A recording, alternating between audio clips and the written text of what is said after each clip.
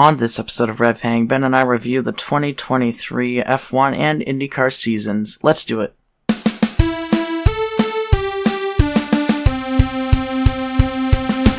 Hello everybody, and for the final time this season, welcome to RevHang. I am your host, Nathan Nevue, and alongside me today, as always, is my good friend and co-host, Ben Bagley. How you doing, Ben?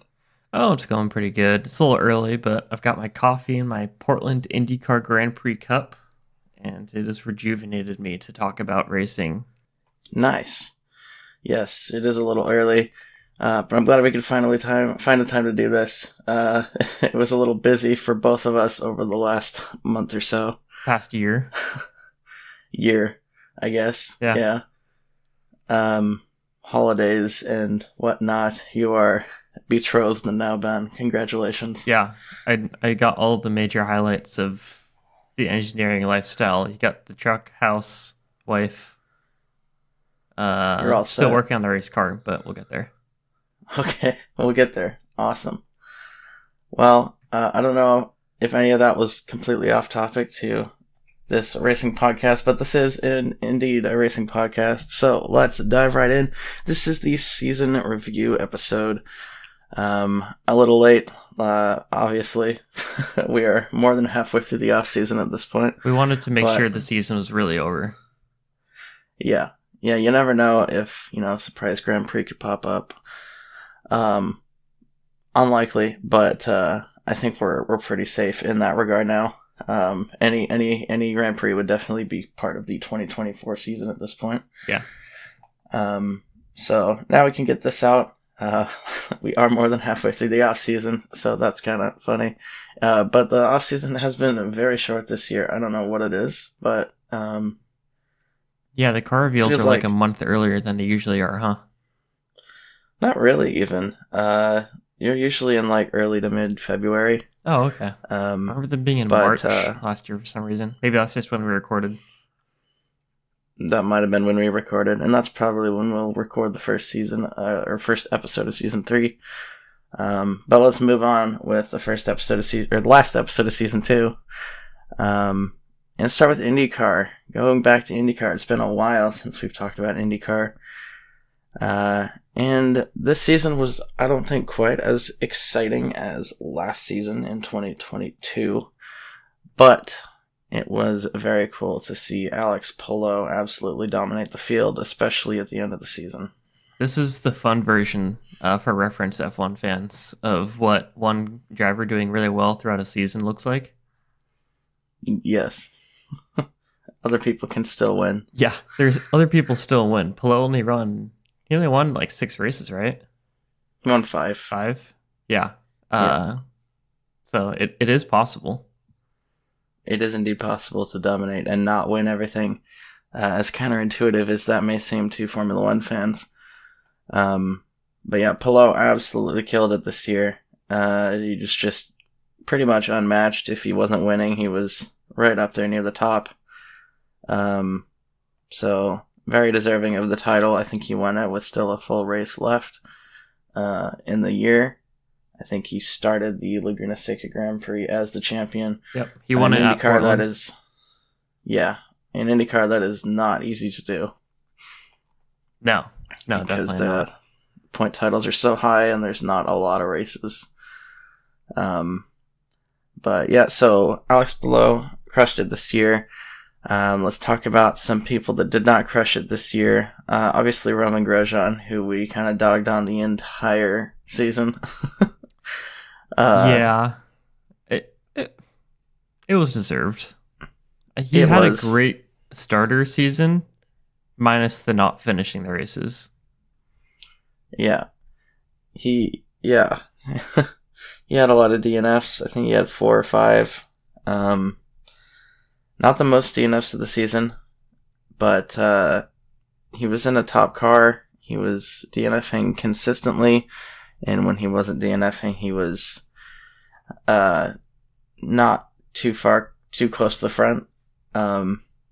He did have some good results. He started the season out super well if he didn't crash out in St. Pete. Looked really good, really fast. Got a couple of second places in Long Beach and Alabama.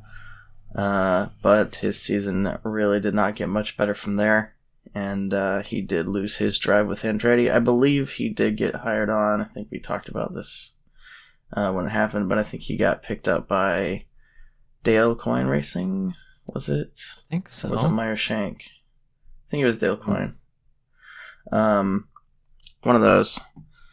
Smaller team, but I think it's the team that he started with when he moved over to IndyCar. So, go back to them. I think it is Dale Coyne. Yeah, I believe so. It's the 51 car for sure. So I hope he has success there. I'm glad he did not end up getting booted out of the sport. And we will see how things go with him. Yeah, I will say Felix Rosenqvist, when he has a good race, he is very entertaining to watch. Yeah, he's very quick and very aggressive. But he does Grosjean things and crashes a lot. Yeah. All right. Next up, we have Felix Rosenqvist, who I didn't realize had such a shaky season until I did all the stats for this episode. I went through and I kind of forgot about him. 4 hours. Yeah. So he actually, spoiler alert for our predictions coming up, he was the least consistent driver this season in IndyCar, which took me by surprise because I thought he did pretty well actually. But looking at his results, Rosenqvist was either finishing in the top 5 or the bottom 5. Wow. Pretty much. So you got lots of thirds, fourths, seconds, and then you got 19th, 22, 25, 20, 27. So he was all over the place. He also had a ton of DNFs. I think he tied with Grosjean with the amount of DNFs he had. Which it didn't seem like. I don't know why we completely skimmed over him this year. But, yeah, he also had kind of a rough year. Yeah. Hey, listen, there's 37 drivers on this driver list for the 2023 season. Yeah, I would make the excuse and say, oh, it's probably just because Grosjean was an ex-F1 driver and we have more focus on that. But then I can't say that because Rosenqvist was also an F1 driver. So, or was he? No, he was Formula E. I don't know if he ever made it to F1. Regardless. Yeah. So, I don't know. Grosjean was more recent, I think, in our minds. Grosjean was in F1 when I started watching F1 for sure. So, there was that connection, I guess. Yeah, and definitely much higher profile. Yeah, for sure. Rosenqvist is kind of second, third driver at McLaren, whereas Grosjean was supposed to be the guy at Andretti. So, I don't know. We'll see what happens. I think Rosenqvist did lose his seat at McLaren. I don't remember for sure, actually. Might be speaking out of place on that. But we will see what happens in the future with him. Hopefully he has a better season next year if he does, in fact, have a drive. And then the last driver, the unluckiest driver on the grid, the Fernando Alonso of IndyCar, Colton Herta. The poor guy. Poor guy. Had the worst luck this season. He did do better than the other two drivers that we have mentioned previously. He was consistently finishing between 5th and 10th, 5th and 11th in that region of the grid.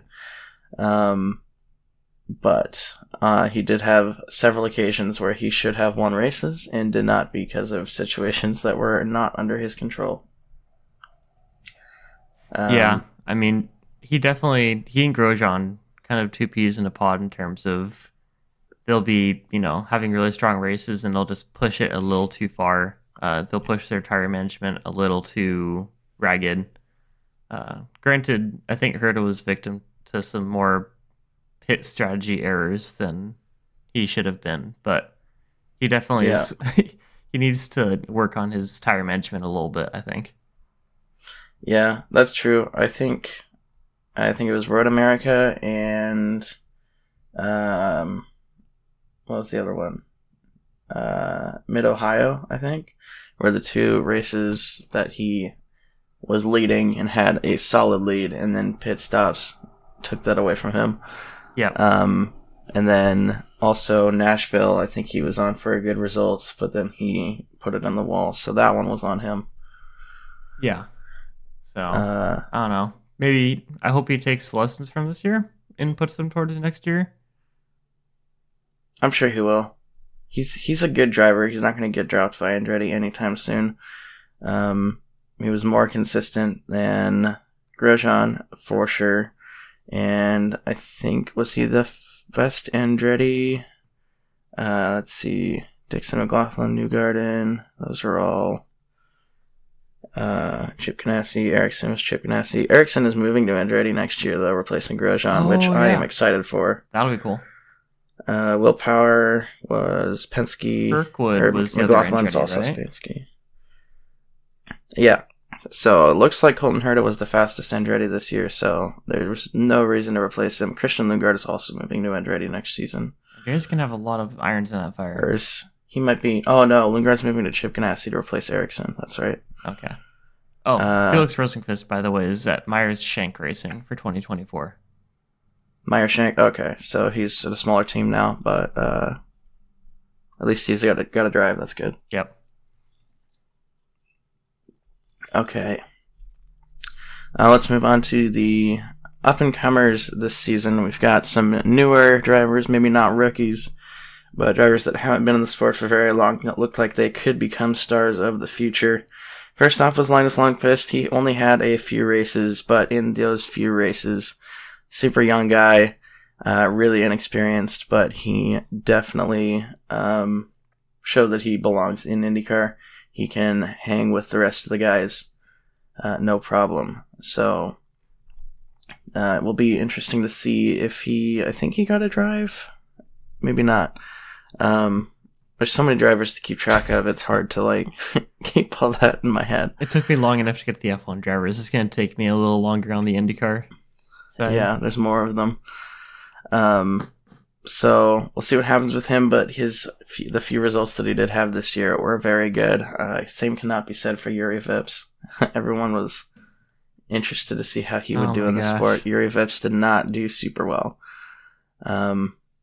So I don't imagine we'll see too much from Vips in the future in IndyCar. Could be wrong. You never know. Next up, we've got Christian Lundgaard. He absolutely killed it this year. I think he was a rookie. Maybe it was his second season. Where did he finish in the championship? He finished 8th in the championship, and at most his second year. Yeah. And he got 1 win and 2 pole positions, and then a ton of 4th through 6th places. So yeah, very excited to see what he does with, I believe, Chip Ganassi is where he'll land next season. Very happy he got a front runner drive. He definitely deserves it after that season. Yeah, looking at the names that he finished in front of is impressive. Oh, for sure. Yeah. All right. Next up was Kyle Kirkwood, a name that we have gotten very used to seeing at the front of the grid this season, which shocked me because he didn't have a great season last season. But he was with Andretti this year, and he proved that he belongs with Andretti. He finished only 4 points behind the lead Andretti, Colton Herta, in the championship, and beat all of the other Andretti drivers. So I think he definitely proved he earned his spot there, which I was skeptical at the beginning of the year why they picked him up, because he didn't have a great year last year. But they made the right decision, and I think he'll only get better with time. Yeah, I mean, he even picked up a win in Long Beach. He picked up a win in Long Beach, and he won 2 races this year. Let me see, where's the other one? Nashville. Nashville, that's right. So, 2 street tracks, not easy tracks either. So, good job to Kyle Kirkwood, and to keep up the good work. And then the last one is Marcus Armstrong, who I believe won Rookie of the Year this year. He finished, where did he finish? 20th in the championship. But it was the head of the rookies. Pretty much as good as you can expect from a rookie. Quite a few top 10 finishes. He didn't even do ovals, and he won the Rookie of the Year. So if he did do ovals, especially Indy, well, actually Indy wouldn't matter because they didn't do double points for Indy this year, which is interesting. If he did all the ovals, he probably would have finished in the top. Looking at the points, probably top 12 or 13, somewhere in there. That feels reasonable. Another 100 points or so. So very good season for him for a rookie, considering he didn't do ovals, and still won that award. Very good. Yeah. Who's his competition this year? We had Ben Peterson. Oh, for Rookie of the Year. Benjamin Robb. Peterson. Yeah. Stingray Robb, Benjamin Peterson, Augustine Canapino, who finished right behind him. But even though he was one spot behind him, he was 34 points behind him. Which that far down on the field feels like a very large gap. That's a pretty big delta. Yeah. And then Linus Lundqvist did a couple races. I think he would still classify as a rookie next season, though, because he didn't do enough to earn that. Yuri Vips. Tom Blomqvist was in 2 races this year. I think that's it. But, so that kind of rounds off the up-and-comers. Let's go through the championship standings for the final time this year. Our champion was Alex Palou with 656 points. Second place was Scott Dixon with 578 points. Third place was Scott McLaughlin with 488. Then we have Padua Ward with 484, Joseph Newgarden with 479, Marcus Ericsson with 438, Will Power with 425, Christian Lundgaard with 390, Alexander Rossi with 375, Colton Herta in 10th with 356. Then we have Kyle Kirkwood with 352, Felix Rosenqvist with 324, Roman Grosjean with 296, Marinas VK with 277, and Graham Rahal with 276 in 15th. 16th 320 were Callum Ilaw with 266, David Malukas with 265, Helio Castro Neves with 217, Santino Ferrucci with 214, and Marcus Armstrong with 214 as well. And then 21 through 25 were Augustine Canapino with 180, Devlin DeFrancesco with 177, Stingray Robb with 147, Jack Harvey with 146, and Connor Daly with 134. And then 26 through 30 were Ryan Hunter-Reay with 131. I completely forgot he raced this year. Benjamin Peterson with 129, Simon Pagenaud with 88, Takuma Sato with 70, and Ed Carpenter with 46. 31 through 35 were Linus Lundqvist with 35, Tony Kanaan with 18, Yuri Vips with 18, Tom Blomqvist with 16, and Marco Andretti with 13, and then 36 and 37 in the Indy 500 only drivers were Catherine Legg and R.C. Anderson. I believe Tony Kanaan was also only Indy 500. So that is committed. all of them. I did not expect you to read through all of them, especially not the points. I thought you'd be like top 20. Here's the points, but you went for it. It's the season review. It's the last episode, Ben. We gotta really round it off. Yeah, that's why you're in charge. All right. Well, I don't know how to respond to that, but thank you, I guess. All right. Now let's talk about our predictions for the IndyCar season. I don't think either of us got any of them at all. Predictions correct. Is a strong word. Yeah, shots in the dark is probably a little more accurate. Yeah. Yeah, neither of us got any predictions correct, or were really even close on any of them.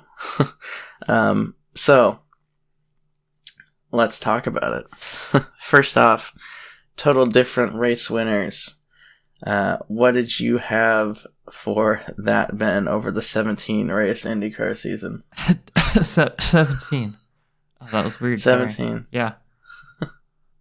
Okay, so 17 different race winners How over many the did you 17 have? races. I had 11, which isn't much better, to be fair.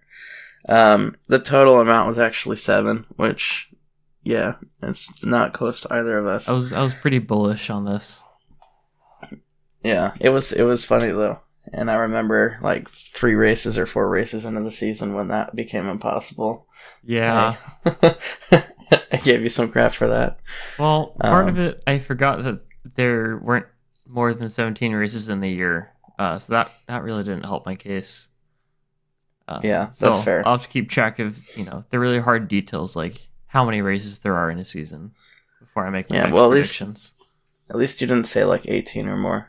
That would have been entertaining. All right. Total DNFs. What did you put, Ben? 150. And I had 127, and neither of us were anywhere close. It was 72. I was shocked when I saw the number that low. I thought for sure it was going to be at least over 100. Some good clean racing this year. To be fair, there actually were not as many DNFs as there were last year, I don't think. How many DNFs were there last year? Don't remember. I'm gonna look it up. Can't be bothered to look it up. Unless it's on the script for the last year season review.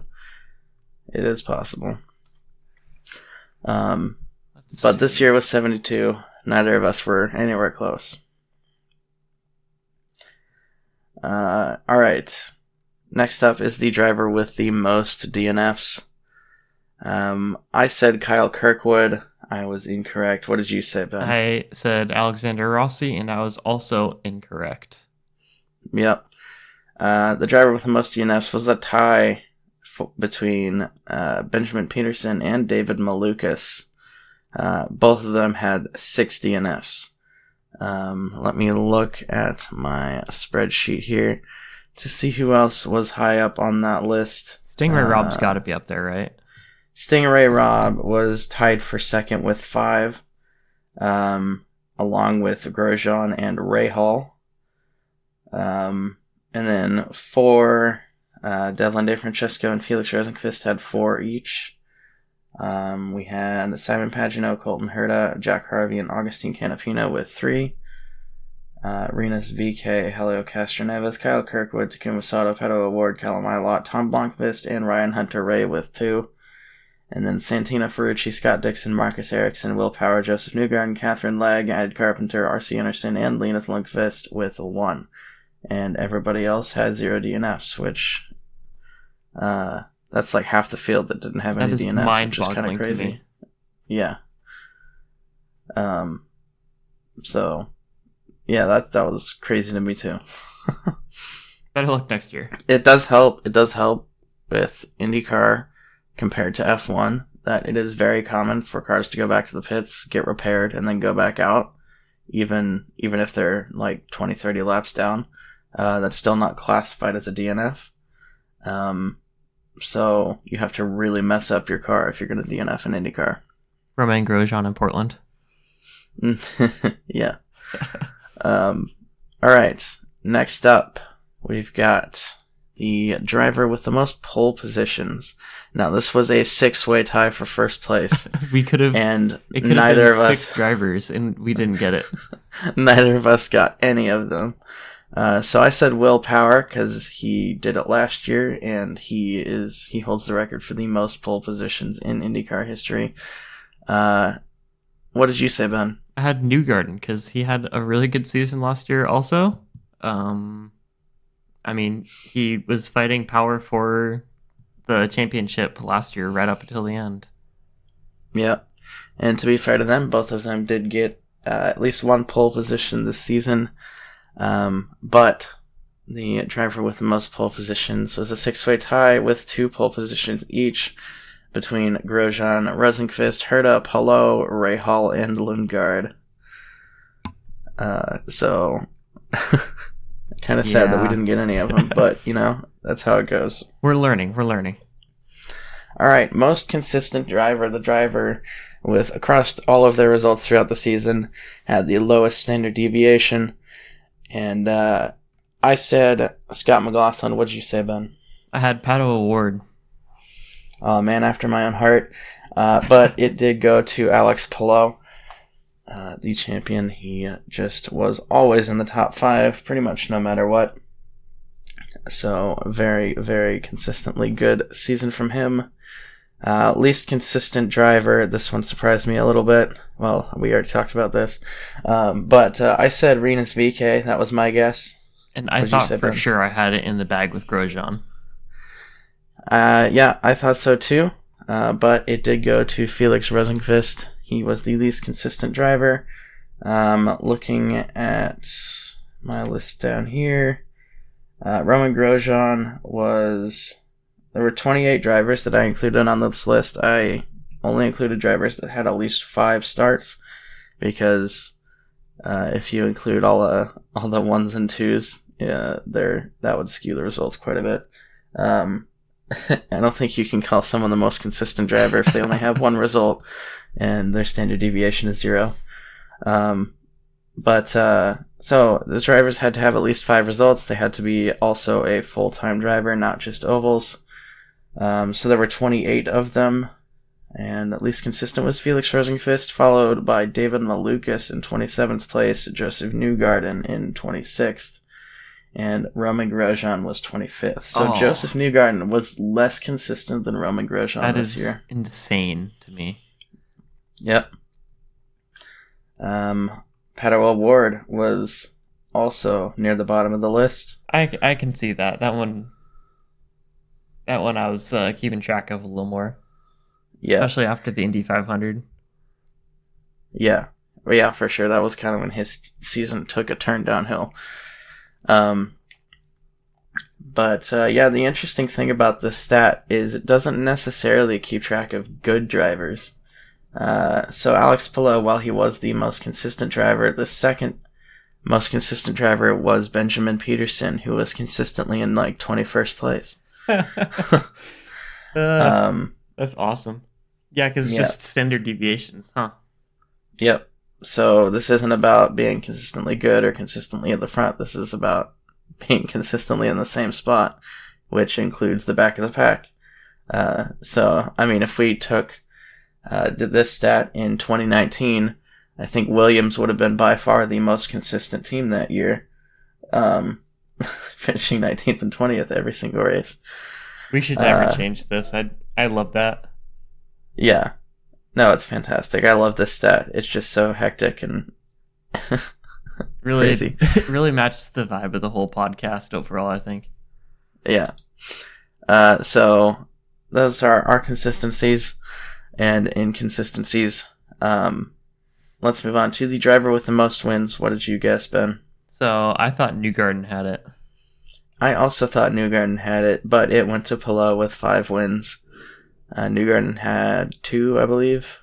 1 or 2. At least 1. I know he won an Iowa race. But let's move on to champion. Our prediction for the champion of the season. What did you say, Ben? I thought Newgarden had it. Yep, and I said Scott McLaughlin. And you were closer than I was on that one, I believe. Newgarden did so well on all the ovals. Oh, no, McLaughlin was 3rd. Just could not put it together on the road courses. Yeah. Well, he was one of the most inconsistent drivers this year. Yep, there you go. Shockingly. And then our champion obviously was Alex Palou. Yep. So, not great on predictions this season, but I think we even said it in our first episode that IndyCar is impossible to predict anything in. Which is why we love it so much. That's why it's so great. That being said, I'm putting Palou for every single category next season. Yeah. He's a good bet for sure. But that rounds off IndyCar for this season of RevHang. What am I saying? RevHang? My brain. The evil RevHang podcast. RevHang. RevHang, yeah. It's our evil twin brother that doesn't exist. Alright, so that's it for IndyCar for this season. Hopefully you all enjoyed it. Let's move on to Formula One, the bread and butter, the thing that got this podcast started, and move into our talking points for this season. Verstappen obviously dominated the season. He broke 18 records. And of course, you're going to read them all out, aren't you? Oh, of course. I'm absolutely going to read them all out. Because why not? First off, most wins in a season at 19, then highest win percentage in a season at 86.36, most consecutive wins in a season at 10, most podiums in a season 21, most consecutive points scored, which the streak is still going at 1,004, most points in a season 575, highest percentage of possible points in a season 92.7%, which is ridiculous. Most laps led in a season 1,003. Highest percent of laps led in a season, 75.7. Most wins from pole in a season, 12. Most races left before winning a title, 6. Most consecutive races as championship leader, is still active streak at 39. Longest streak of converting pole into a win, 16. Most sprint wins in a season, 4, which is kind of a meh stat because sprint's only been around for 2 years. Or 3, 2 or 3? Are we on? I don't remember. It hasn't been long. I think 3. I think this is our 3rd year actually. And then most points between. Was it? Yeah. I feel like there were 2 Brazil 2022 was when we really started doing them, right? I don't remember. It's possible. I'm sticking to it. Okay, I'll believe you. Where were we at? Okay, most points between P1 and P2 in the championship, 290. Highest percentage of points between P1 and P2, 50.43%. Wow. Percent of laps completed in a season, 100%. Most pit stops by a winning driver in a race at 6. And that was all of the records. That was Qatar, right? No, it was Netherlands. What? He had 6 pit stops in Netherlands? Yeah, you remember how crazy that race was with, like, it would just absolutely downpour rain, and then it would stop, and then it would downpour again. Oh. And then there were, like, 2 red flags, and yeah. I do remember now, yeah. I was like, how could any race have more pit stops than the one where they literally were forced to pit stop every 18 laps? Yeah, I think Qatar was either a 3 or a 4 stop race. That's wow. Okay. But yeah, so Max Verstappen just in a league of his own, literally this year. He's driving a Formula 0 car. But yeah, there's not much to say about it. He was just way ridiculously far ahead of everybody else. Hopefully next season is more competitive, but judging by the news that we will get into in a little bit, I don't really see that happening. Adrian Newey revealing that he has made a car that is completely resistant to just air in general. Yeah, it's so slippery. Alright, next up on our list of talking points, Mercedes started slow but ended strong. That talking point kind of takes care of itself. They were probably 3rd or 4th fastest, probably 4th, I'd say, at the beginning of the season. But they made some updates after the first couple of races, and then throughout the year they really caught up to Ferrari, especially. And then it was pretty much a coin toss at every race who was going to be the fastest car, or the second fastest car, I should say, the Ferrari or the Mercedes. And even then, sometimes McLaren got in there. So, yeah, Mercedes ended the season very well, considering how they started. Speaking of ending the season very well, considering how they started, McLaren has a very bad habit of starting very poorly and then managing to claw their way back into the picture. But in this case, they did a lot more than just claw back into the picture. they had arguably probably tied for second fastest car with Ferrari and Mercedes this season. And probably the second strongest season post summer break, honestly. Oh, 1000%. If we just took the post summer break results, I think McLaren would have finished second, yeah, in the championship. So, I'm hoping for the first time in 4 years, that they have a good start to their season. The McLaren copium starts again. Yeah, it's already begun. But yeah, so speaking of copium, Ferrari was very consistent this year, actually. A way better year than they've had in the past, really since 2020. This has been their best year, for sure, even though I don't think the drivers didn't finish quite as high as last season in the championship. I think this season went way smoother and was way better for them as a team. I think you can tell the leadership is better with, what's his name? Fred Vasseur. Fred Vasseur, yeah, thank you. Way better than under Binotto. Strategy, they still have some things to work out with their strategists. But that's just kind of become their identity at this point. Yeah, they're the silly Italian team. They're very fun to watch, but not very fun to race for. Yeah. So they still did Ferrari things at a couple races, but it wasn't nearly as prevalent as it has been in the past. Yep.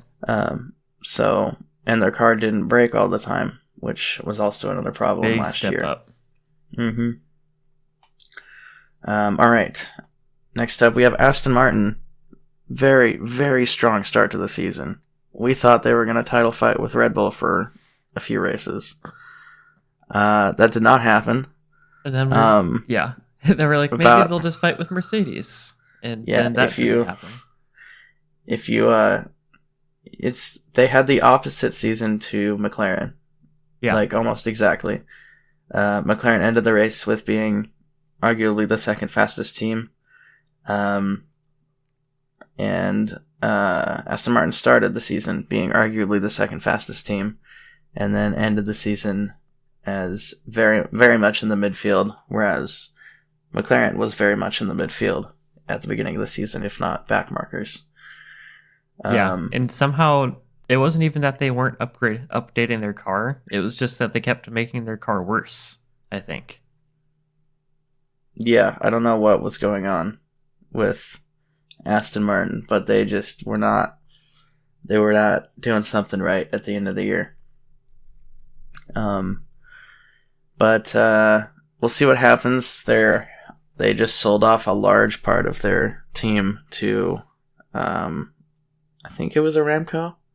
Yes. I believe it was, yeah. So big Saudi Arabian oil company. Love that. Lots of money.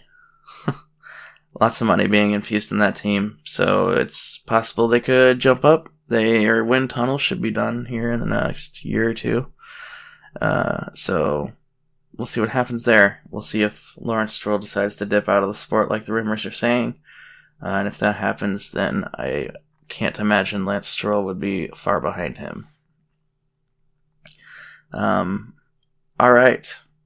Moving on, Oscar Piastri was the best rookie, in my opinion, since Charles Leclerc. He had a killer season. Once they gave him a good car, he really showed what he was capable of doing. Absolutely. There were several races where he handily beat Norris, by a lot. He didn't always beat Norris. He wasn't as consistent. Actually, I shouldn't say that because we literally have the stats that might prove me wrong. But he didn't appear to be as consistent as Norris did. He had a few races where he was kind of fallen off in pace. Didn't really seem like there was a problem other than him being just a little bit slow. Like in Brazil, where Norris was challenging for the lead and Piastri was like 9th. So he had his moments, though. He won 2 sprint races, I think. No, did he win the sprint in... I think he won Belgium. One of them. No, Verstappen won that one. He just got pole for Belgium. So he won a sprint race. Yeah, he won Qatar. That's the one he won. And then got second in Belgium in that sprint race. Lots of good results. So great year for Oscar. Like I said, I think the best rookie we've seen since 2018 with Leclerc.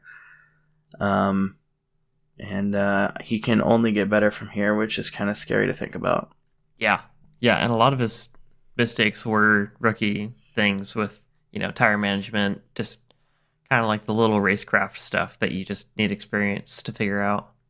And think about it, like the year before this, he was not racing. He wasn't doing Formula E. He wasn't in Super Formula. He won the Formula 2 championship 2 years ago, and if you win, you have to take a year out of Formula 2. Was he even a reserve driver? He was a reserve driver for Alpine. Oh, remember right, that whole shebang? Oh, yeah. It's not coming back to me now. Right. So he was a reserve driver for Alpine, but he was not racing anywhere. And reserve drivers are not going to get the full performance out of a Formula 1 car that you have to get when you're actually racing it. So considering he was coming from having an off year to putting in one of the best rookie seasons we've seen in a long time, I am very excited to see what he does in this sport. I think if McLaren can stay near the top of the field, he will score many podiums for them. Yes. All right, let's talk about our favorite races this year. There are a lot to think about. I think for me, my favorite race was... There were a lot of good ones. Yeah, I know. I gotta remember. I'm trying to think about... Australia. Well, let's just talk about all of the good races that stand out this year. The first one was Australia. Australia was absolutely crazy, especially at the end. I think we had 8 DNFs. That was that crazy. Oh, crazy that was the ending. start and restart. Yeah. Where Hülkenberg almost finished on the podium. So that was so messed up. Yeah. Australia stood out a lot. Azerbaijan wasn't too bad this year. Canada was pretty good. I liked Spa. Spa was good this year. Spa was also good this year. It was interesting with the sprint race there. I'm not sure how I felt about that because it's such a long track. The sprint race felt a little weird. Yeah, Spa was one of the first races where we were watching McLaren and thinking, I think they're back. I think they figured it out. Yeah, that was really Austria, I think, and Spa were the two where they were like, oh my goodness, and Britain. Yeah. Netherlands was a banger this year. It was insane. Yeah, just if you want to look at how changeable conditions affects a race, watch that race. That one was probably the best changeable conditions race since Germany 2019. So, and I would argue this one was better than Germany 2019 as well. Yeah. Let's see. Monza was meh. Singapore was a slow burn, but the end was really good. Yeah. That was the one where at the end you had Sainz in the lead he was being hunted down by Norris and Russell, and then Russell decided crash. to drive into the wall at the end. Yeah. So that was that one. Singapore, I think, one of my favorites. It was a slow burn. I just love that track. So while it wasn't the most exciting race until the end, I still just really enjoy watching that race. How was COTA this year? I barely remember COTA. And that was one of the most recent ones. It was okay. It wasn't spectacular. It was a Max runaway again. Yeah. Qatar was interesting. Maybe not the best race. I did not like Qatar. I didn't. It was, it wasn't fun to watch, but it was interesting. We had forced pit stops, which I hated. I hated that more than anything else about that race. That was very much in the Austria vein of track limits being enforced super strictly. The curves were absolutely demolishing cars. And then also many drivers were in Became poor health. physically ill. Yeah, after the race was over because of the heat. But Qatar is being moved to the end of the season, closer to the end, I think, next year. So I think it's later in November, so it should be cooler next season, hopefully. Yeah. Vegas, despite all the stuff surrounding the race and the qualifying and the practice and all that, the actual race was pretty good. Yes. The event had its bumps. Yeah. But I think, being a race on that scale, on a street circuit through one of the busiest cities in the United States, there's going to be problems the first time around. So I wasn't really surprised, as I feel like everyone else was shocked by it, but I really wasn't. Vegas, I think, was my favorite race of the season. Wow. It didn't have as much action as something like the Netherlands, but the spectacle, it was racing in the US, it was the hype for it. I think maybe the reason it was my favorite is because it lived up to the hype, and I really didn't think it was gonna. That's a good way to look at it.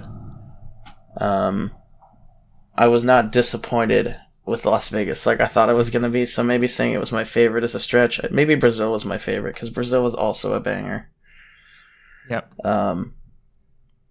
So, yeah, everything about Brazil was good. Qualifying was insane because it was like pitch black outside because of the weather.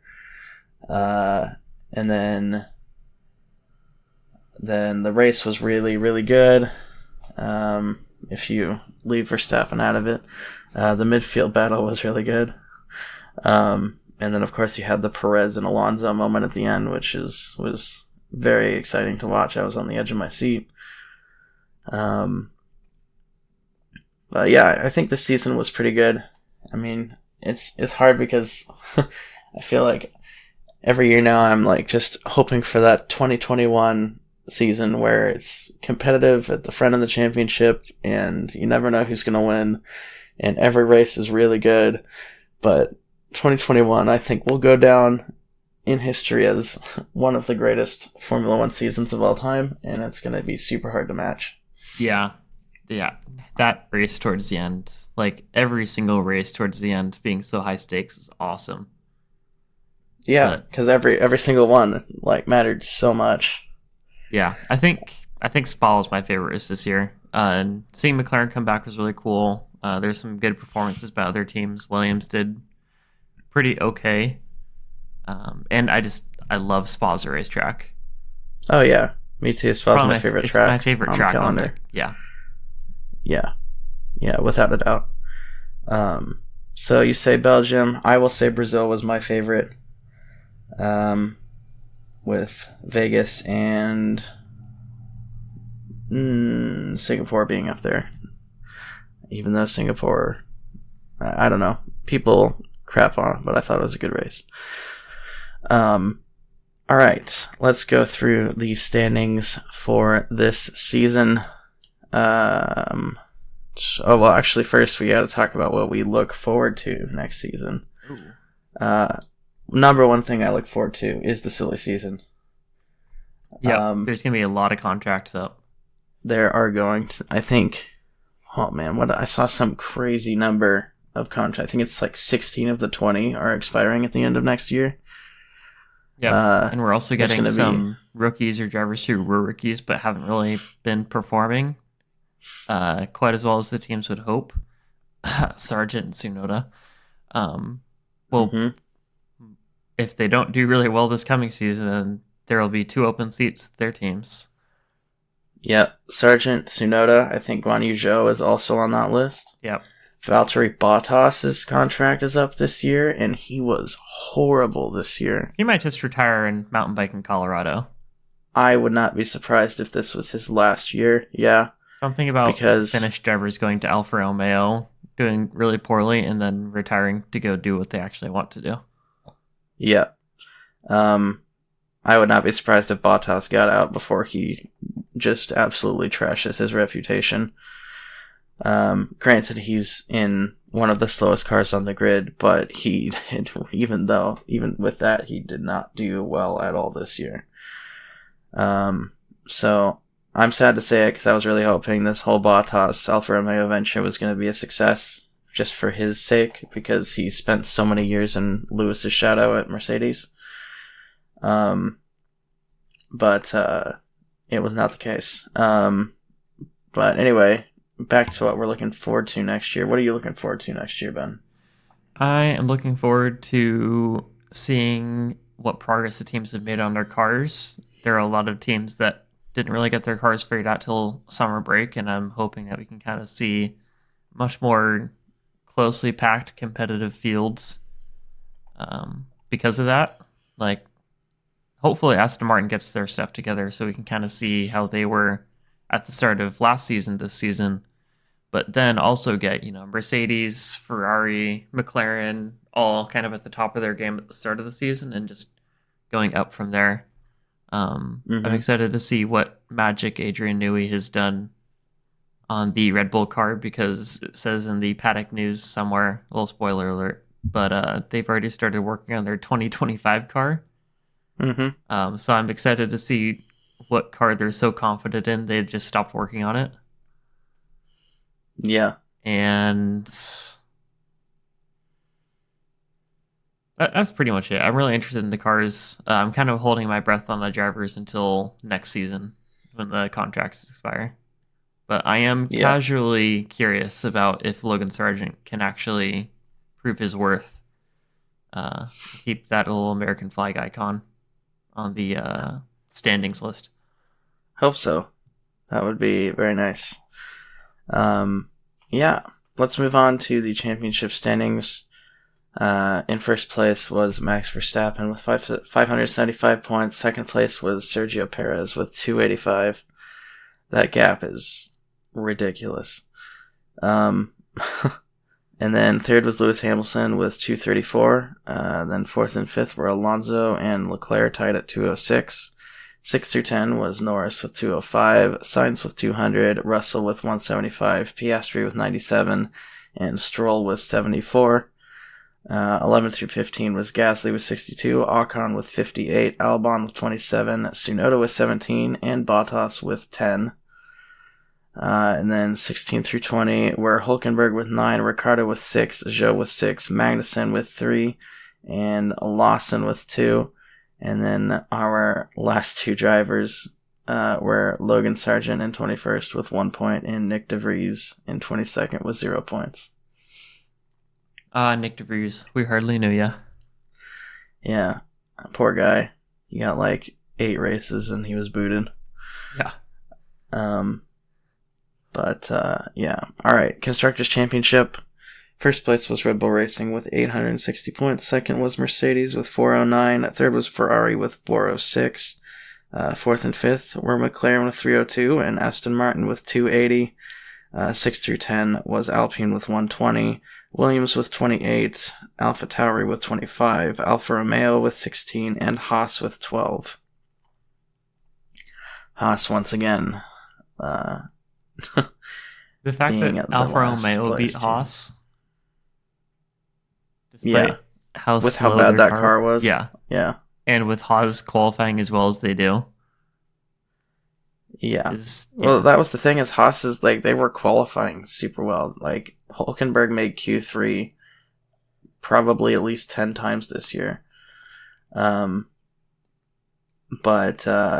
it just, once it got going in the race, the tire management was so bad that they just dropped like rocks. So unfortunately, they were not able to get something going this year. I know I've said this before, but I really think it's time for a new team principal. It's been time for a new team principal for a little bit now. For a while. Like, everyone loves watching Günther Steiner on Drive to Survive. I get it. But he's not getting the job done. Nothing has changed. Like, the fact that they have retained both of their drivers this season tells me something's wrong. Yeah. Like, I don't hate either of the drivers. I don't want to hate on them, but Magnussen especially, I don't think deserved to get re-signed. Hulkenberg carried most of the points for Haas. He had 10 of their... Why is it saying? No, wait, Magnussen had... No, that's pit stop. Never mind, hold on. Hulkenberg had 9 of the 12, and Magnussen had 3. And... Yeah. Where did Magnussen get his third? Something might be off. But it's okay.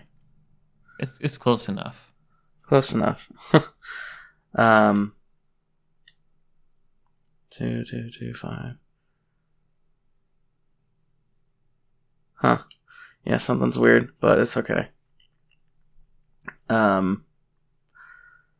Yeah. Magnussen did not score a lot of points this year. And might as well have had Mick Schumacher at that point. Exactly.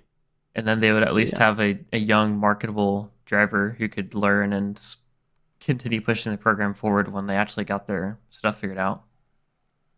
Yeah.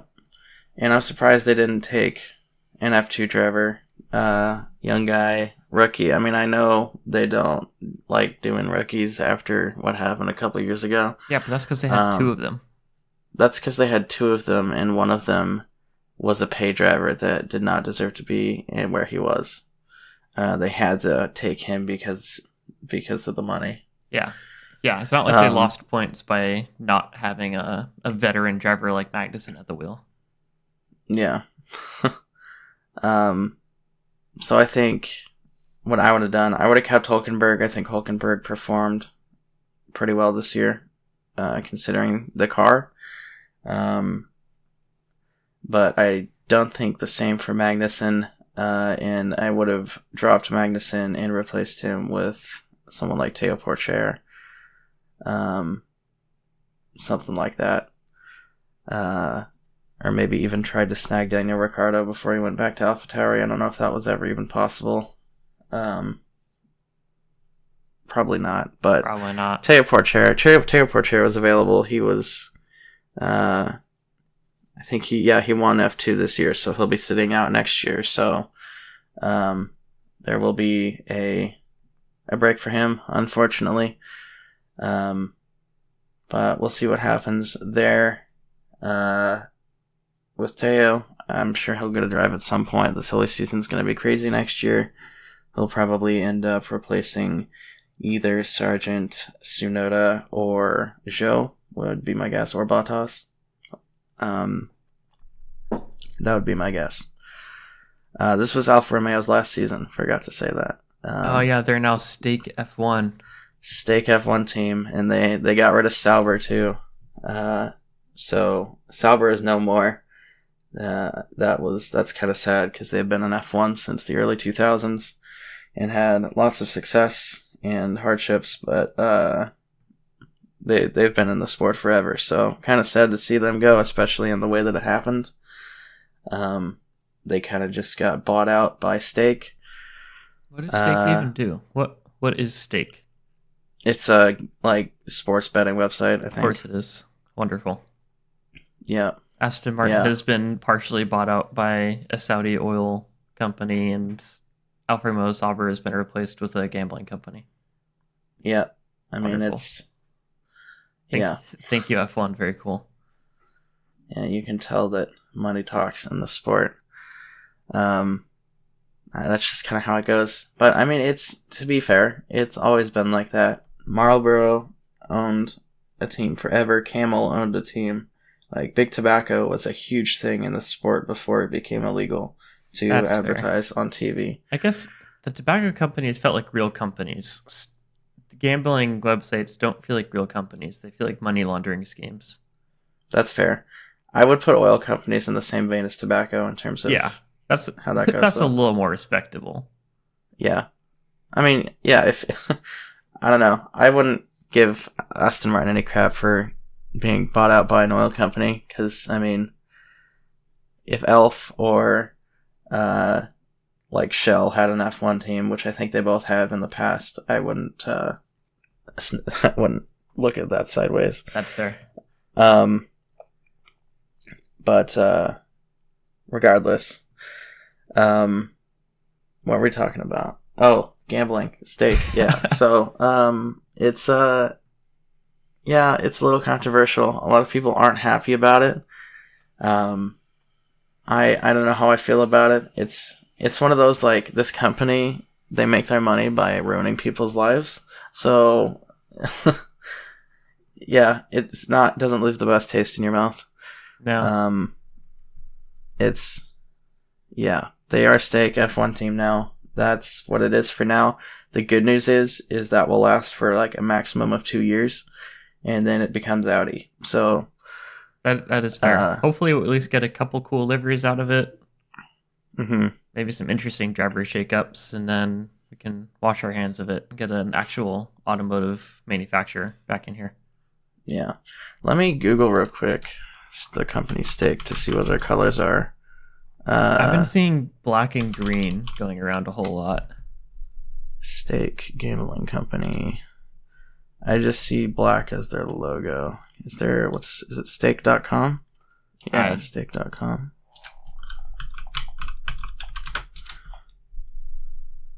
What kind of colors do we got here?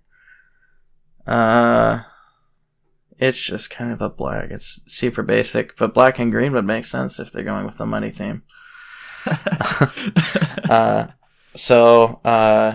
It will be interesting to see what their livery looks like, because Alfa Romeo is no longer in the picture, so there's no guarantee it's going to be red. Like, could be red, it could be any other color, which is kind of weird. Yeah, what I've been seeing going around on Reddit is kind of like a black with some neon green accents. Interesting. Cool. That or I dreamed it or hallucinated it. It's really hard to tell nowadays. Yeah.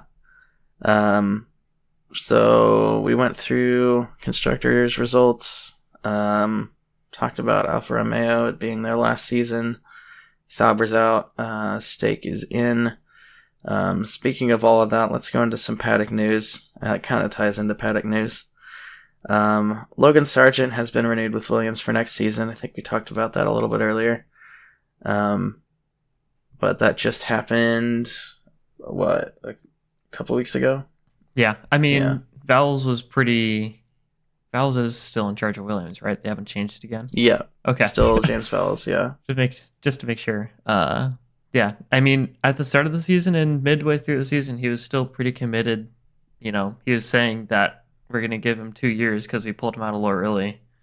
But yeah, definitely towards the Liam Lawson, post Liam Lawson, if you will. It was definitely up in the air, but I mean, they followed through on that commitment, so hopefully Sargent makes the best of it.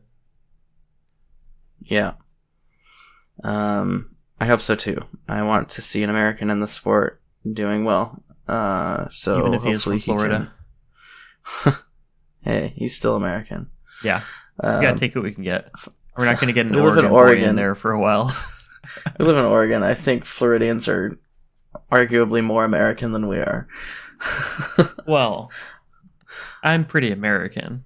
I think if you it are came to an American more competition between me and Logan Sargent, I'd beat him easily. That is fair. You are definitely more American than me, I guess. I don't know. I don't know how you judge that, but I don't think you really can. I think that's un-American. That's true. We're all about. So, yeah. I don't know. Anyways, we're getting off topic. This is a really this weird is not an American spiral. Podcast. Yeah. It's not an America podcast. It's a Formula One podcast. Exactly, Ben. Thank you. We are not nationalists. The Nationalist Podcast. Okay, that's my last one. I'm done. Yeah, okay. All right, moving on with paddock news. Ferrari claims to have found a lot of downforce with their next car, like a 20% upgrade is what they said, or 20 point, whatever that means. I don't think it's 20%. That would be crazy. Where would they have found all this downforce? I don't know, but they also said that their car is 95% different from last year's car, which, being Ferrari, I feel like they're just going to shoot themselves in the foot doing that. The last time they did that was, 2022. Yeah. And we all saw how that went. It was fast sometimes. Yeah. Sometimes. So we'll see if their new scheme works out better than this last year, which we'll see. I don't know. They might be going towards more of a Red Bull design because their side pod design has been different from Red Bull's since the new regs came out. I so suspect they might a lot of people will. Yeah. Speaking of Red Bull, we talked about this a little bit. Rumors have said that Red Bull has already started development on their 2025 build. Allegedly. However, Allegedly. It does seem within the realm of possibility. Yeah. But if that's the case, I mean, that could mean anything too. Like, they could just have started planning. That is true. Maybe thrown something together quickly. Maybe they had an idea that it's too late to implement on the 2024 car, so they're just kind of writing that down. That can mean anything. Yeah, they're just making goals for what they want the 2025 build to accomplish. Yeah. Yeah. So I don't think they're done developing their 2024 car by any stretch of the imagination. But it is interesting seeing articles saying that they're already looking past this year. Also, I just saw something. It's in the rules now. Teams are not allowed to start developing their 2026 car until the beginning of the 2025 season. Interesting. Is that targeted specifically at a certain team, or? I don't think so. It's a regulation change, and there are completely different power units. That is true. And aero is going to be different too. So I think it's a pretty level playing field, and so they're keeping it level by keeping everybody starting at the same time. I think this regulation change is going to do a lot more in terms of shaking up the field than the last one did, because of the new power units. Yeah, that's going to be a game changer. Yeah, for sure. The cars are going to be harder to drive, like way harder to drive, because they're getting rid of the MGUHs, which were essentially the anti-lag systems. So they're going to have massive amounts of turbo lag now, which makes cars ridiculously difficult to drive. 1,000 horsepower with turbo lag? No thanks. Yeah, and I can see teams using that room to program their curve systems to, account for that, but it's still, you're going to see a lot more spin-outs on corner exits than usual, I think. Yeah, for sure. And I think tire wear is going to be an increased issue, especially considering they're getting rid of tire blankets. I forgot about that. That got pushed back to 2026, I think. Wow. So that'll be the first year without tire blankets plus turbo lag cars with 1,000 horsepower. It's I think 2026 is going to be a very exciting season. It's definitely interesting for sure. Yeah. So that kind of rounds off our paddock news for this episode. Let's go through the Pit Stop Championship standings real quick. In first place was Sergio Perez. I don't really need to read all the points for this one. The second was Norris. The third was Leclerc. Fourth and fifth were Sainz and Verstappen. Sixth... Oh, jeez, I messed up the numbers again. It's fine. Everything's fine. Sixth was Piastri. Seventh was Tsunoda. Eighth was Ocon. Ninth was Stroll. 10th was Gasly. 11th and 12th were Alonso and Russell. 13th and 14th were Ricardo Hamilton. 15th was De Vries. 16th through 20 were Sargent, Lawson, Zhou, Bottas, and Albon. And 21 and 22 were Magnussen and Hülkenberg. Haas running off the back. Wow, even in pit stops, they're the worst. Yeah. That doesn't surprise me, though. They're the smallest team by a long way. That is also fair. They're practically IndyCar team. Practically, yeah. All right. And then the Constructors Pit Stop Championship standings. In first place was Red Bull. Second and third were Ferrari and McLaren. Fourth and fifth were AlphaTauri and Alpine. And then 5th through 10th were Aston Martin, Mercedes, Williams, Alfa Romeo, and Haas. All right. Time to go over our predictions for this season. Silly season predictions is how we will start this off. At the beginning of the year, we made all of these predictions. You will hear for the rest of the episode. So this was us predicting what the driver lineups would be in 2024. Yeah. At the beginning of next year. Granted, this one's a little bit of softball. Not many contracts were up for grabs for the 2024 season. We did speculate heavily on 2025, however. That is not in this episode. We are definitely going to have crazy predictions for that next season. It's going to be so great. Yeah. So give me your prediction for... Okay, well, the first 7 teams on our list are all the same for both of us. Which we predicted. We'll just get that out of the way. So, Red Bull, Mercedes, Aston Martin, Ferrari, McLaren, Alpine, Williams, and not Haas. We'll wait for Haas. Red Bull, Mercedes, Aston Martin, Ferrari, McLaren, Alpine, and Williams. We all predicted the lineup would stay the same, and they all did. Yep. Moving on to Haas. This is where I deviated. And this was, like I said earlier, I thought they were going to drop Magnussen and put in Pourchaire, but keep Hülkenberg. So my prediction was Hülkenberg Pourchaire for 2024, but it is not that. What did you say, Ben? I predicted Haas being up their own butts on this one. So I predicted that they would keep their drivers no matter what. And they're going to need a big team shakeup to really get any movement on these contracts, I think. Yeah. So you got that right. I got Pourchaire wrong. Moving on to Alfa Romeo. I'll let you go first on this one. What was your prediction for 2024? I predicted a big shakeup. I was thinking we were going to lose Bottas for Schumacher. You mean Joe for Schumacher? Yep, Joe for Schumacher. Yep. Okay, and I predicted we were going to lose Joe for Tsunoda, and that either one of those would have been cool. Yeah. Although, honestly, keeping Joe over Bottas seems like a not terrible move right now for Alfa Romeo, considering the trajectory. Joe, at least, is younger. He wasn't that far behind in points, but he's definitely a lot younger. Yeah. Looking at these predictions, I think this one was actually made during our mid-season podcast. But the other ones were definitely beginning of the year. Oh, you might be right. Yeah. Yeah, because of my last one. AlphaTauri is the last one.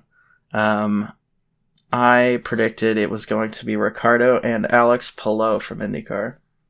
And I was pulling for Lawson. In the same spot you had Palou. Neither of those happened. That would be silly. Yeah. I thought for a second it was gonna, but then it just kind of became a meme in this podcast as time went on. Yeah. That Palou would make it in, but that did not happen. One day, it might happen happen in the future tower if we talk about it enough. I'm gonna call. Well, I was gonna call Franz Tost right now, but he just quit. So, I guess I'll call Helmut Marko. He's the next best one. Yeah. I have him on my. He's second on my speed dial. Who's your first on speed dial? My girlfriend. Oh, that's cute. Yes, of course. But then Helmut Marko, and then my parents. So, all right. Moving on to our predictions for the actual predictions for driving things to drive. Constructors Championship. Give me your. We'll just do this one place at a time.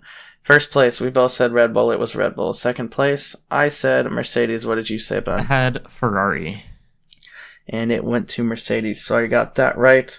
Third place. Course, the swap. Yep. Third place, I had Ferrari. You had Mercedes, and it was Ferrari. Yep. So I nailed. I was way too bullish in Alpine, though. Yeah. I got the first 3. I'm happy with that. Fourth place, I said Aston Martin. What did you say? I had Alpine. And McLaren took 4th place. 5th place, I had Haas. What'd you say, Ben? I had McLaren. And went to Aston Martin. Wonderful. 6th place, I said Alpine. What'd you say, Ben? I had Aston Martin. And it went to Alpine, so I got that one too. This is so frustrating. I hate this. 7th place, I said McLaren. What'd you say? 7. I had Haas. What was I thinking? It went to William. Well, what was I thinking? I had them 5th. It went to Williams in 7th. 8th place, I said Alfa Romeo, and it looks like you did too. Yeah. It went to Alfa Tauri. So 9th place, we both had Alfa Tauri. It went to Alfa Romeo. And 10th place, we both had Williams, and it went to Haas. So, yeah. We really thought Haas would do way better, didn't we?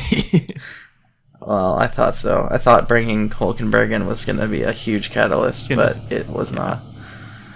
Oh, man. All right. Drivers' Championship. This one is not good. First place, we both said Verstappen, and it went to Verstappen. And that's about where the good news ends. Yep. All right. Second place, what'd you say, Ben? I had Russell. And I had Leclerc. It went to Perez. We Third place. had it out for Perez. This definitely was mid-season, for sure. Or Huh? was this No. start of the season? No, this is start of the season. Wow. Okay, yeah, we had it out for Russell before the season even started. For Perez, you mean? Perez, yeah. Yeah. Well, yeah, and I don't think we thought it was going to be the cart was going to be that far out in front. That's like also it was. true, yeah. All right, third place. What'd you have, Ben? I had Leclerc. And I had Russell, and it went to Hamilton. Fourth place. I had What'd you got? Sainz. I had Hamilton. It went to Alonso. Very cool. Fifth place. What'd you have? I had Perez. And I had Sainz. It went to Leclerc. For just spoiler alert, none of the rest of these we got right. Yeah. Sixth place. What'd you have? Sixth place, that was where I had Hamilton. I had Perez in sixth, and I went to Lando Norris. Seventh place. What'd you get? Ocon. I had Alonso, and it went to Sainz. Eighth place. Alonso. I had Ocon, and it went to Russell. Ninth place. Norris. I also had Norris, and it went to his teammate Piastri. 10th place. Bottas. I had Stroll, and it went to Stroll. So there you go. I think that's the only other one I got. 11th place, we both had Magnussen. It went to Gasly. 12th place, we both had Gasly. It went to Ocon. 13th place, what'd you have, Ben? I had Stroll. And I had Hülkenberg, and I went to Albon. 14th place, Joe. I had his teammate Bottas. It went to Yuki Tsunoda. 15th place, Hülkenberg. I had Piastri, and it went to Bottas. 16th place, oh boy. De Vries. Wow. I had Zhou. It went to Hülkenberg. 17th place. Tsunoda. And I had De Vries in 17th. And it went to somebody who was not even on the grid at the start of the season, Daniel Ricciardo. We only made 20 predictions, so I only put our 20 predictions. So, unfortunately, Sargent and De Vries were not even on the results list. Alright, where were we at? 18th place. What'd you get? Albon. I had Tsunoda, and it went to Zhou. And 19th place. Piastri. Oof. I had Albon, and it went to Magnussen. And then 20th place. Sargent. We both had Logan Sargent, and it went to Liam Lawson. That's a meme right there. That is a meme, in fact. We did way better driver. on the rest of the predictions. Yeah, we actually did. We got a lot closer. We're learning. Yeah, I was surprised at how close we were with, like, well, we'll get to it, but Yeah. we were really close on a lot of these, which I was not expecting. So speaking of which, total safety cars and virtual safety cars combined for this season. I had to go through on F1 TV and scrub through every single race and count. Oh my gosh. So it is possible that I missed a virtual safety car. I know for a fact I did not miss a safety car, but it is possible I missed a VSC because sometimes they can last for like 30 seconds to a minute, and I think I was skipping about 90 seconds at a time. Those ones don't really count, though. Those are, yeah. Yeah, so I'll just put that asterisk in there, but I do believe that the total amount of safety cars and VSCs combined was 28 this year. What did you say, Ben? I had 27. And I had 30, so both of us were right there. All Good right, job, us. next up. Yeah, most fastest laps went to Verstappen with 9. What'd you say, Ben? I was really picturing Russell as Mercedes' sacrificial lamb. Yeah, that makes sense. I had Leclerc. But yeah, Verstappen dominated that one like everything else this year. Total different race winners. What'd you say, Ben? I had 5. And Much more I had reasonable than my 7. IndyCar prediction. Yeah, I had 7, and it was 3. Not so, bad. Yeah. Didn't even seem like 3, but it was. Yeah. Well, yeah. The fact that there are only 3 different race winners is bad, but the fact that we were close, I'll take it. Yeah. Fastest pit stop team. What'd you say, Ben? I had McLaren. And I had Red Bull, and you got it right with McLaren with their time of 1.80 seconds. Absolutely blistering. Yeah, ridiculous with the new pit stop regs that they got that. All right. Total DNFs. What'd you say, Ben? I had, I had 60. And I had 71, and it was 69. So close. Yeah, very close. Team with most DNFs, what'd you say? I had Alfa Romeo. And I had Alpine, and it was Williams. Really should have thought about that. Team with a brand new rookie, also kind of a back marker. That's a recipe for crashes right there. Yeah. I think Alpine was second. They had 11 DNFs. So Williams just barely took that. But Sargent caused, I think, 8 of the 12 DNFs. Nice. Driver with the most pole positions. What'd you say, Ben? I had Verstappen. I had Leclerc, and it went to Verstappen. But Leclerc was second. It just wasn't close. Verstappen had 13, and Leclerc had 4. Yeah. All right, most consistent driver. What'd you say, Ben? I had Hamilton as my most consistent driver. And I had Alonso as my most consistent driver, and it went to Max Verstappen. Big Shocker. surprise. Everybody's surprised. Yeah. It was... That makes sense. Not even close. Yeah. I think Guan Yu Zhou was second. Well, actually, let me bring it up. I have a spreadsheet that I can do things with. Standard deviations... Alright. So Max Verstappen was a standard deviation of 0.86. Second place was 2.33. Nick DeVries, actually. So, again, one of those stats where you don't have to be good to get a consistency thing. Yeah, DeVries also didn't have as many races, so that also helped. That is true. Yeah. He had enough to where I included him though. So yeah. Yeah. So Nick DeVries got second on that list. Anyway, least consistent driver. What'd you say, Ben? I thought for sure I had it with Leclerc this year. Yeah, and I had Hulkenberg, and the least consistent driver of this season was Sergio Perez. Can you get off our backs now about hating Perez? Like, we have the math to prove it. We have the data, the statistics. The statistics don't lie. We don't hate the guy. We love him. He's about as close, at least for Oregon, as a home team driver as we have. Yeah. But he just was not very consistent this year. Yep.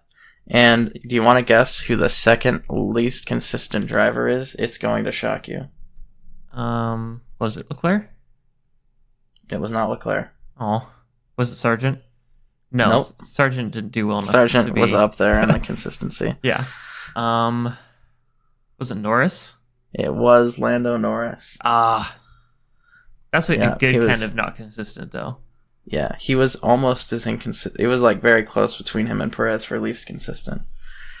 But that's because he started the season finishing consistently 15th to 17th, and then ended the season finishing second and third. So, quite the swing on McLaren's front. But yeah, Lando Norris was almost the least consistent driver, even though he's one of the best on the grid. That'll happen. That does indeed happen. All right, most consistent team. What'd you say, Ben? I thought it was going to be Red Bull. Yeah, Perez ruined that for you. I thought it was going to be Mercedes, but it was Haas.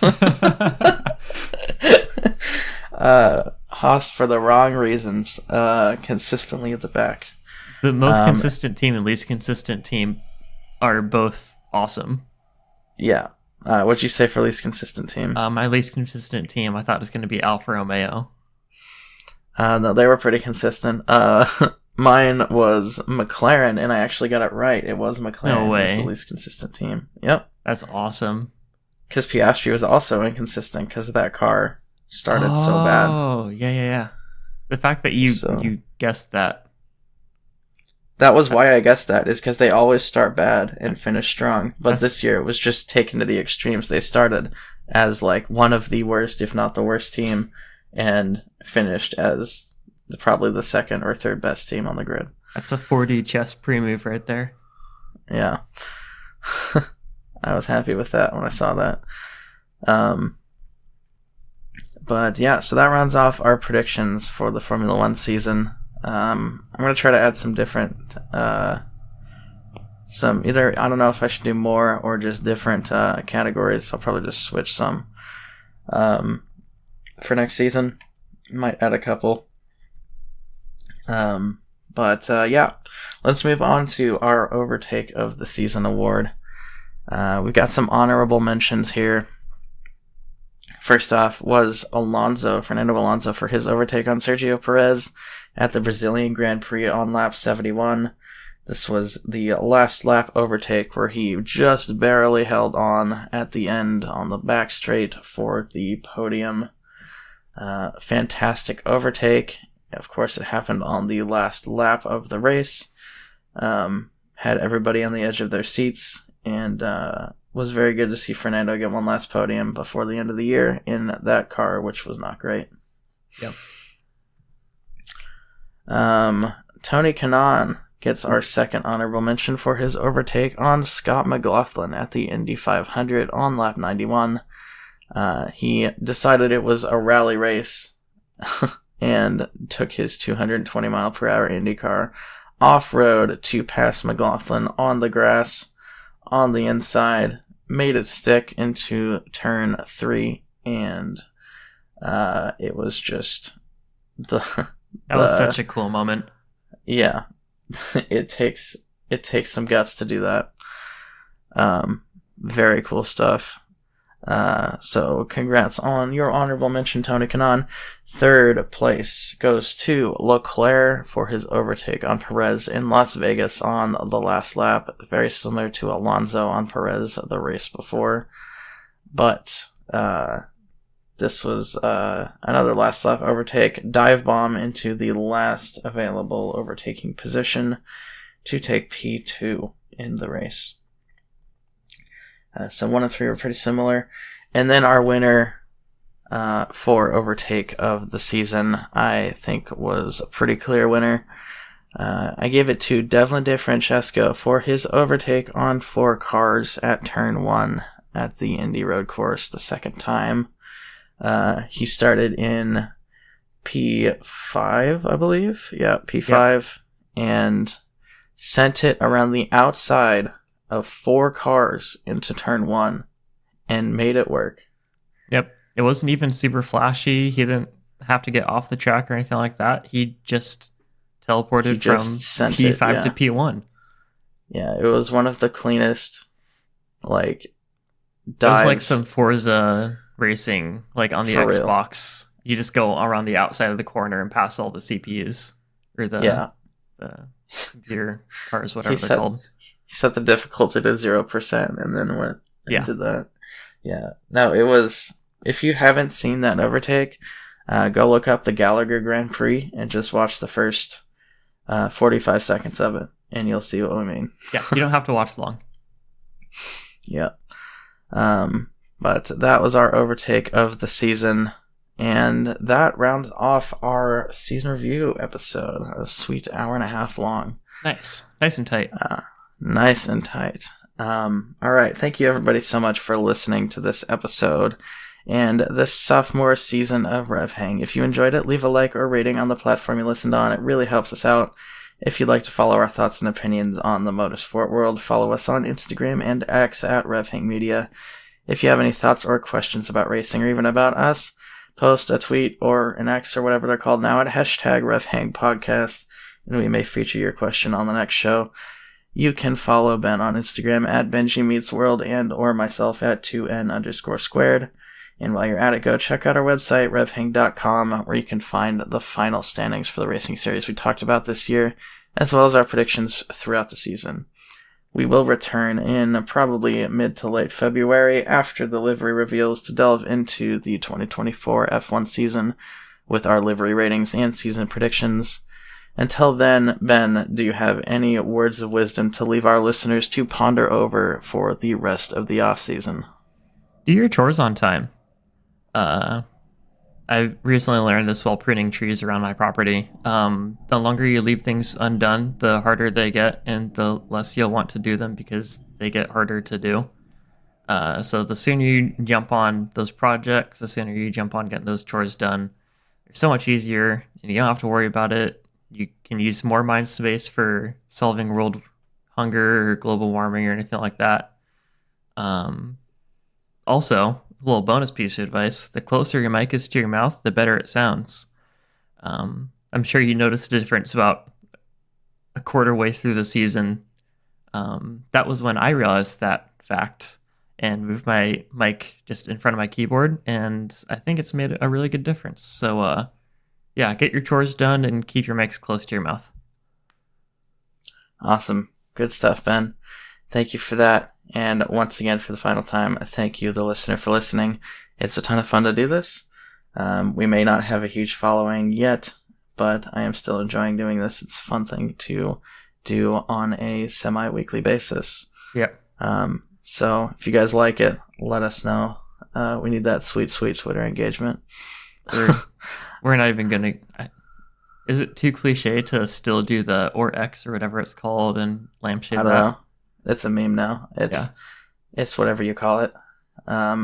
But regardless, we really like, everybody says this, but it would be really cool to hear from you guys. If you've got any suggestions or questions, that would be really awesome. So if you're interested, there's not going to be a lot of people in front of us. So if you have a question, or in front of you, if you do have a question, feel free to reach out, and it will most likely be answered on the show. I will spend an entire episode answering the most mundane question. It doesn't even have to be related to F1 or racing. Just honestly, ask literally anything. As long as we feel comfortable putting it on the internet, we probably will. Yeah. Unless you tell us you don't want us to, and then in that case, I'll just respond in the DMs. But anyway, regardless, thank you for listening to this season. We will be back next season, new and improved. I've got some ideas, and so hopefully we can get this thing growing a little bit. But until then, see you next season. See you later. I've been Nathan. And I'm Ben. Thanks for hanging out.